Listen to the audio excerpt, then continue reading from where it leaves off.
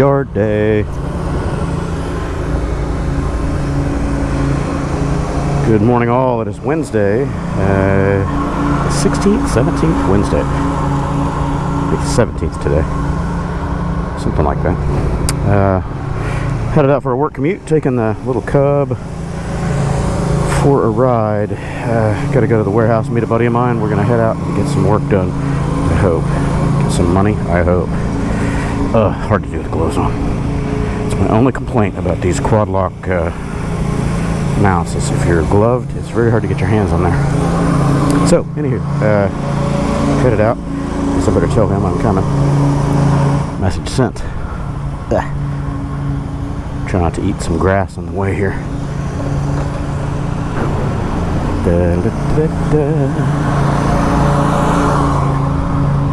Well, park in the middle of the road, okay. I guess they're not planning on being there long.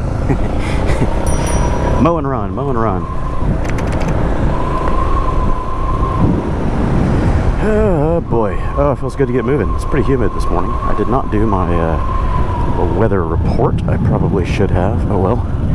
I can tell you it's about 86, 87 out here. It's high 80s already, and it's only 8:30 or no, I guess it's 9 in the morning. It's just after 9, probably 10 after 9, something like that. It's hot. It's gonna be hot today, and I cannot believe that there are still people in the Houston metro that are without power. Supposedly, the last count was 236,000 or 286,000 people without power in this heat. Man, it's crazy. And there are nursing homes and assisted living centers and stuff like that that are without power. Can you imagine being inside of an oven, essentially, you know, those multi-story buildings and all that? If they don't have power, you're just cooking. There's nothing you can do. And the real strange thing is, if a lot of those multi-tenant buildings, high-rise buildings, are without power, legally they are supposed to be condemned, at least temporarily shuttered, because it violates fire life safety code.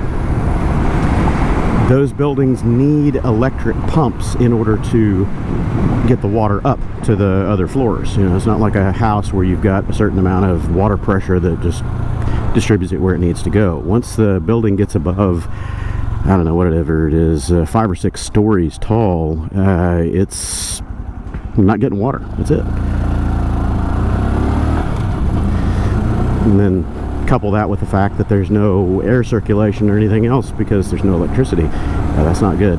That's a recipe for all kinds of disaster. Heat stroke, airborne illnesses, you name it. Mold, all kinds of crap.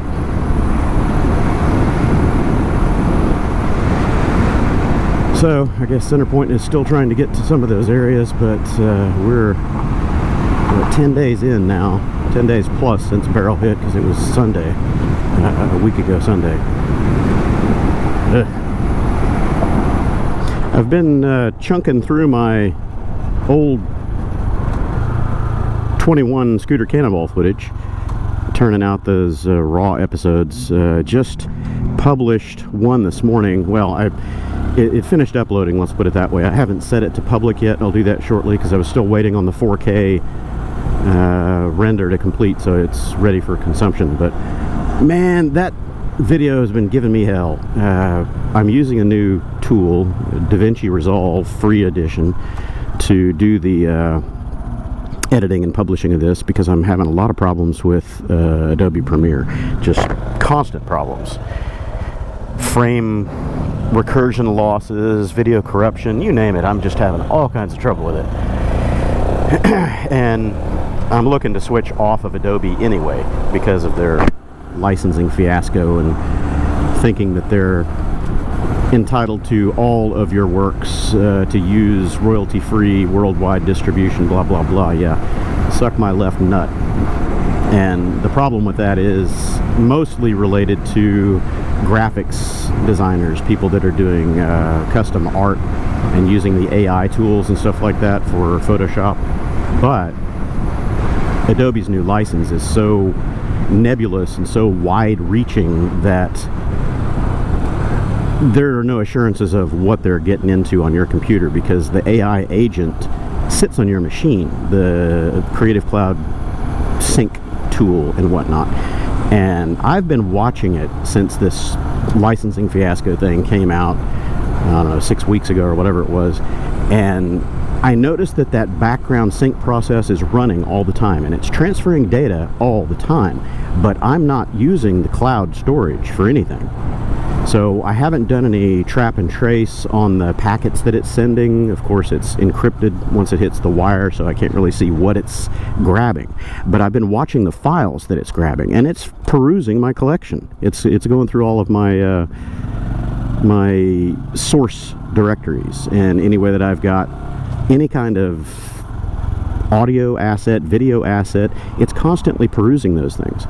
So that tells me that their AI tool is digging through my stuff and sending out metadata. That is a huge invasion of privacy. Now, I can't verify that with Wireshark traces or anything yet, and I don't know if I want to go that far, because I really don't give a shit. I'm going to dump them. They're just an evil company.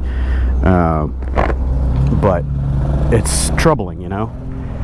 I even rebuilt my editing station because of the problems that I was having with Premiere, constantly crashing and just rampant video corruption. I don't understand. I was thinking that it was the source files, but it's not, because I can open those source files and edit everything just fine in Davinci Resolve. So I don't know. Anyway, but I rebuilt the machine and partitioned off all of my data from my NAS. I've got a big NAS that holds all of my bulk storage, but I typically copy in entire folders of, you know, source files to the local editing machine, just so it's faster, you know, sitting on fast NVMe storage. Anyway, all technical details, but the long and short of it is I partitioned off all the crap that I don't want to get into, like my personal data and everything else, so that editing station can only see particular folders now, and it's pretty active about digesting those folders, even when I don't think it should be. So I don't trust them. Fuck them. Fuck them and their high horse. I am changing off of Adobe. So that was my morning rant. So back to the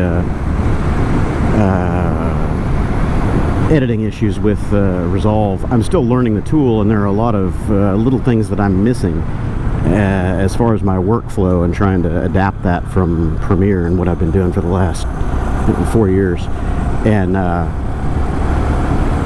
you know, like audio missing from the encode after the fact, and it's just my fault, because I'm used to a certain way of creating a dual mono track, as the microphone on this thing only records mono on the right channel. So in all the videos I have to use an Adobe feature called fill left with right. So it just grabs the right channel and duplicates it over on the left side to make it a dual mono track. And the workflow to do that in a Davinci is totally different. You've got to set the track as mono, and then tell it which channel you're wanting to use, and then you've got to go set the entire audio track for the mixer as mono, otherwise it doesn't pick it up. So yeah, it's a weird setup, and I ended up re-encoding that stupid day 7 video 4 times, and it takes 12 hours in encode, because I'm running the free edition that doesn't have GPU acceleration, so it's just sitting there crunching on CPU. So a 3-hour video took me 12-ish hours to encode, and then because I upload it and I'm going to put my chapter markers on there and stuff, and realize, oh shit, there's no audio for this whole 5-minute, 10-minute section. So I go back and I edit that, and I spot check the others, and I think they're okay. Encode it again, upload it. There's another section. I did this 4 times. 4th time I put it up there, and it's still going, so hopefully I got it right. I don't know why that one was giving me so much trouble, because the others didn't. I didn't screw up on the previous 6 days, but day 7 was really kicking my ass. So I'm still split on my editing workflow for videos. I'm using Premiere for the routine, what I would call mundane stuff like this, you know, the vlogs and all that, because I'm just faster throwing it into that tool and chopping it up and crunching it and spitting it out. And it's using GPU acceleration, obviously, where Davinci Resolve isn't. So I'm using Adobe for the daily stuff and the, you know, the other items, but I'm trying to learn Davinci. I've been watching a lot of video tutorials and stuff on how to solve particular things. I'm not doing the full beginner's guide to, you know, the sort of tutorials, because I've already got a good handle on how to use an NLE, but the workflow tasks, the particular items that I use in Adobe, those are the ones I have to figure out how to use in Davinci. So I'm doing kind of targeted viewing, looking for particular tasks, you know, how do I do this, how do I do that, and trying to learn those and incorporate those.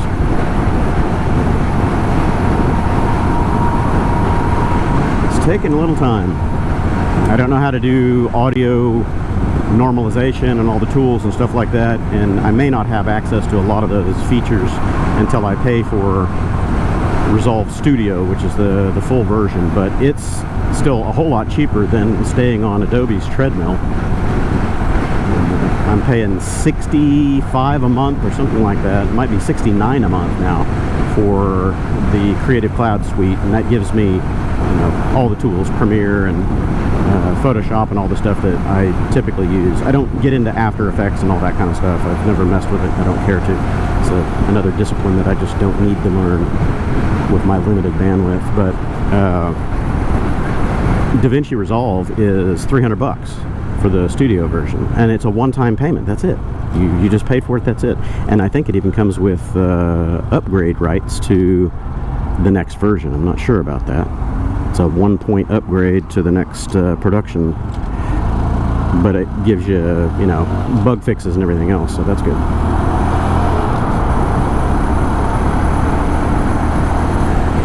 So a quarter the price almost. Well, a little under half the price, let's say.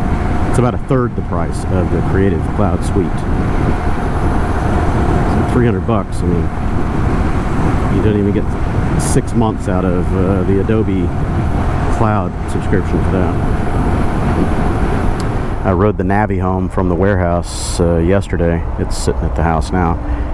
The Western Power Sports lithium battery that I put in that thing a couple of years ago, because the factory battery was too weak, it worked great for, oh, I don't know, 6 months, 8 months or something, but then I left the bike sitting too long, and I had a cell phone charger, you know, a little USB charger attached, and it drained that lithium battery down pretty far. I mean, it still had 1 bar on the little voltage test thing on the top of it, but since that point it's never really come back. If I go on a long ride, say, you know, 20-minute ride or something, it'll charge itself up just enough to start once or twice with the electric starter, but then it just you know, goes out. And I've put it on a trickle charger and let it sit for, you know, days, weeks, whatever, and it just never gets above about between 1 and 2 bars on the charge meter. So I killed it. So I rode it home yesterday, and I'm going to put a different lithium battery in there, NOCO, that I've got sitting on the shelf. For it was originally slated for the XT250, but I'll go ahead and put it in the Navi. Hopefully it maintains, doesn't die. Just won't have that charger attached to it, that's for sure. Or sorry, not charger. Yeah, the USB charger. I won't have that on there. And I gotta say, as much as I love Quad Lock, I'm not real impressed with their 12-volt USB smart charger. I like the fact that it was a high output. It's over 3 amps, so it's 15 or 20 watt output, something like that. So you can connect it to phones that have got quick charge, and that's great. But the main reason that I had gotten it was it had a 3-position selector on it, off in the center, and then one side is smart or auto charge, so it'll keep providing power to the USB side of things as long as the battery stays above like 12.1 volts or something. I don't know what the low voltage cutoff is, but it's supposed to have a low voltage cutoff, and then it just disables the output so it doesn't drain your battery. That doesn't seem to work. And then the other side of the switch is just on all the time. But I've had 2 bikes now, my Rebel 1100 and the Navi, where I had it in the auto position and it should have shut down and not killed the battery, but it drained it anyway, so that's not cool. Apparently it still pulls some kind of voltage even when it's in the auto setting, and whatever that little polling voltage, parasitic current coming out of that is enough to flat out lithium batteries. Not cool. So I'm going to try to keep cranking through the rest of the 21 Cannonball series, the Raw series. Those are all going up on my Raw channel. No edit for length or content, so if you have sensitive ears, might want to shop elsewhere for your viewing pleasure. Plenty of 4-letter fun words, especially as the days went on, you know, later in the Cannonball. We're getting tired, fatigued. Long days, you know, 500-something mile days, back to back to back. That really takes a toll after a while. So my profanity filter started running out of juice, and just let them fly, man. I'll probably go back and do the T- videos, the ones leading up to the Cannonball. I just started at the Cannonball because I figured not many people would be interested in watching the slow ride up to Maryland, but Maine. Ooh, dude, a last-minute decision there. I'll go back and edit those. I'll probably combine a couple of the days because I didn't record a lot of footage on some of those. I might have 20 minutes, 30 minutes of footage or something like that. So I'll combine a few, try to get them full length up to like 45 minutes or an hour long or something like that if I can, just to avoid the count of videos, you know, in the stack, in the playlist. And I am putting all those in a playlist for 21 Cannonball on the Raw channel, so I'll put them in order. They're going up in order right now, but as I go back and redo the T- series, then I'll put those at the top of the list. Some really good scenery. And I'm going ahead and building the gauge overlays for speed and cumulative distance and all that, my new dashboard layout that I've got. But I've been debating on some of those stretches whether I should even be putting that on there, because the scenery is so nice. It's almost good to not have the overlays sitting on the top of it, just looking at the background. I don't like this guy. His brake lights are stuck. I don't know when he's going to jam the brakes. And with the Cub having nothing in front of you, you know, it's just the camera's view is right out there. It looks like you're just flying through the air, so it's kind of cool to not have anything in front of you. Watching that scenery scroll by. I need to get into my Silverwing project and figure out what I'm going to be riding over to Scoot the Ozarks next month. No, that's September, so I've still got about 6 weeks, I guess. 6, almost 8 weeks. I need to look at the date again. It was the early-ish part of September, I think. So I need to get into that project, and I've got to buy a couple things if that's the one that I'm going to put on the road. I need tires. I need master cylinders, because the aluminum is just all corroded and falling apart, looking nasty. I could probably refurbish those, but yeah, I would have to put rebuild kits in them, so I might as well just get new ones. I think they're $126 each side, left, right, for front and rear brakes. So, I don't know. I've already got the rebuild kit. Those are relatively cheap, but I think that might be wasted effort, and then I'm going to be getting back in there again. So, anyway, long story short, I need to buy some stuff to get the Silverwing back on the road. So I need to get that underway. Hopefully I can free up a few spare dollars. I probably need about, I'm thinking about $600 to put into that. I've got all the rest of the stuff just sitting in piles in the garage, and then the rest of it is time, labor, you know. It's just me getting into it and deciding when I feel like sweating out there in the garage, because it's friggin' hot, man. Crazy friggin' hot. My last tank of fuel that I did on this thing, I don't know, a week ago, whatever it was, last time I rode it and filled it up right when I got home. 140 something miles to the gallon. I can't remember off the top of my head now. It's like 145 miles to the gallon. Crazy. And it's this kind of commuting. I wasn't going 30 miles an hour. I was, you know, doing 50, 55 plus on the access roads, and I even had a couple of return commutes on the highway, long stints at 60 plus, almost wide open throttle. Still got 140 something miles to the gallon. Crazy.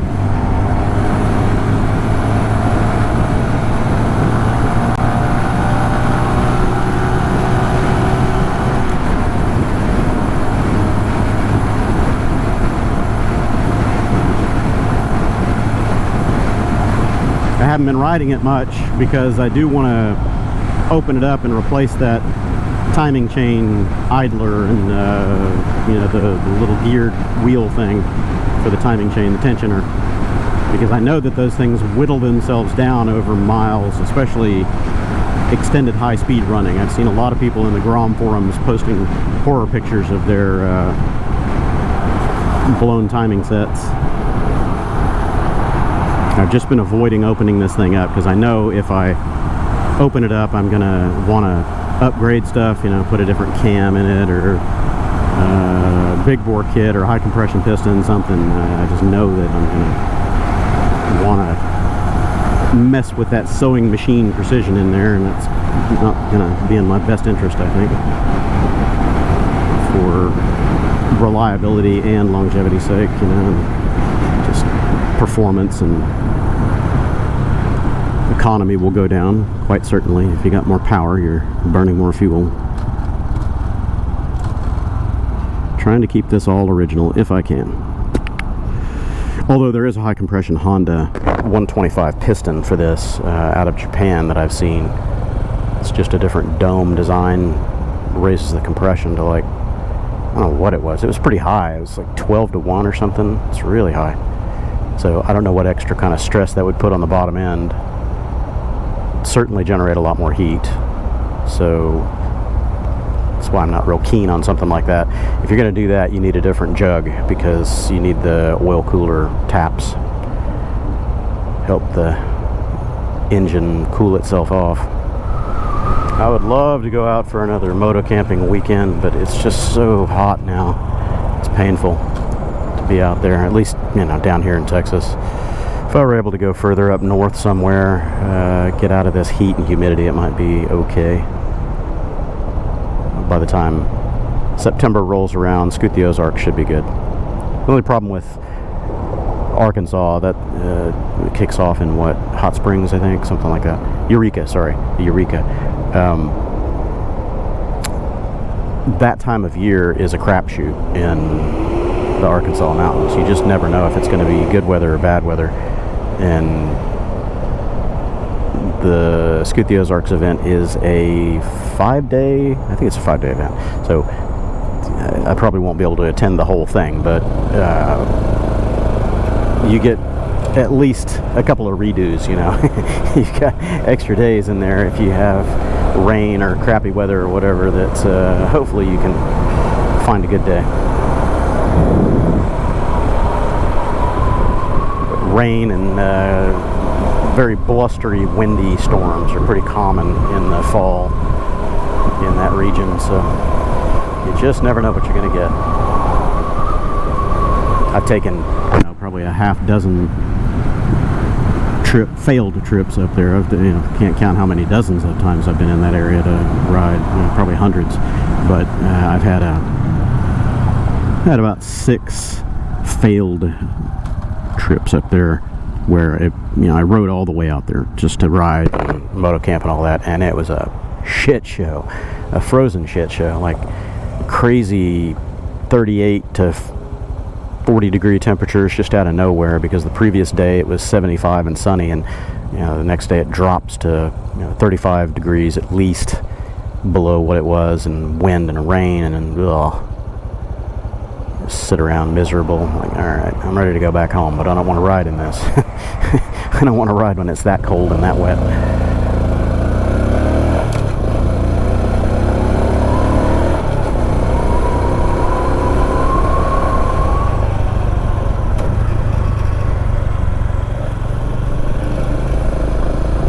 Nice cars, nice cars.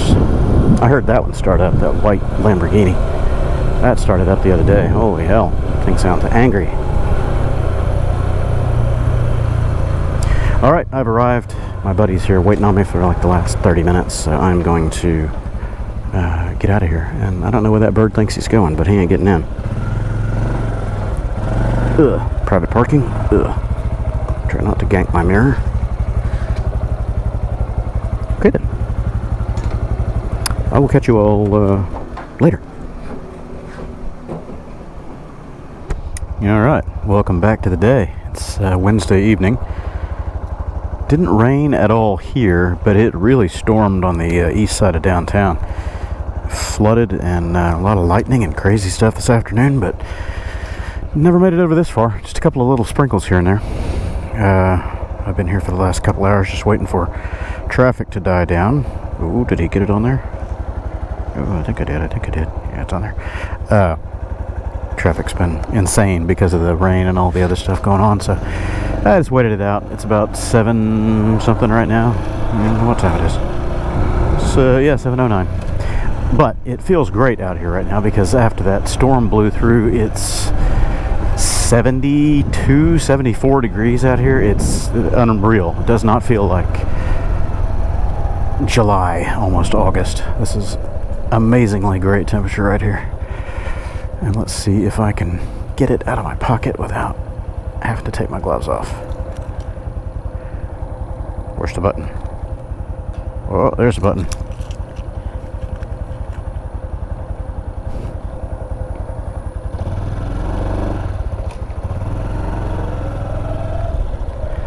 So, unfortunately, tomorrow we've got rain in the forecast almost all day long. Starting around 6 or 7 in the morning is what the forecasters are saying. So, I'll probably be in the car tomorrow. I don't feel like trying to brave the crazy streets of Houston morning rush hour in the rain. That's just not my speed, man. Doesn't sound like a good day.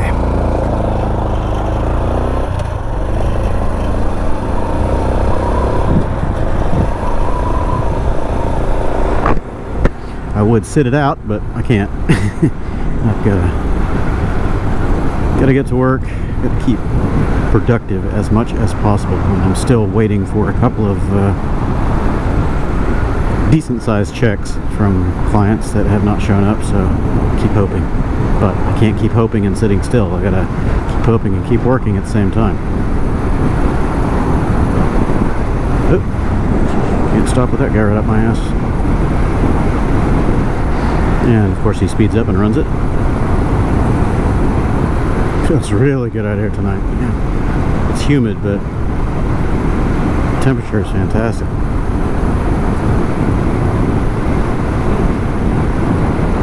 Air conditioner is out at my house, so it's been tough to sleep at night. I need to get that AC repaired hopefully next week, whenever I can get a little bit of fundage in the bank. But tonight, with the temperature as it is, I might even be able to open the windows a bit. Have to close them before the real storm sets in, of course, but 70-something degrees. Oh, man, that's camping weather, man.